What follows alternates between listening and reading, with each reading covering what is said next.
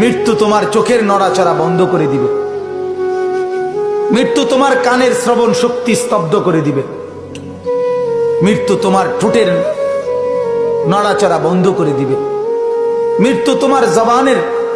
শব্দ উচ্চারণ আওয়াজ বন্ধ করে দিবে, মৃত্যু তোমাকে তোমার কণ্ঠস্বর স্তব্ধ করে দিবে, মৃত্যু তোমার জিহ্বার সব স্বাদ বিনষ্ট করে দিবে। অচিরেই রূহ চলে যাবে, আর কিছুই থাকবে না তোমার, না কানের শ্রবণ শক্তি, না নাকের ঘ্রাণ শক্তি, না চোখের দৃষ্টি শক্তি,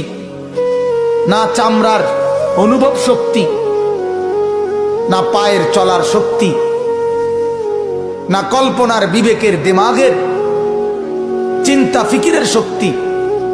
কিচ্ছু থাকবে না। আল্লাহর নবী এটাই বলছেন,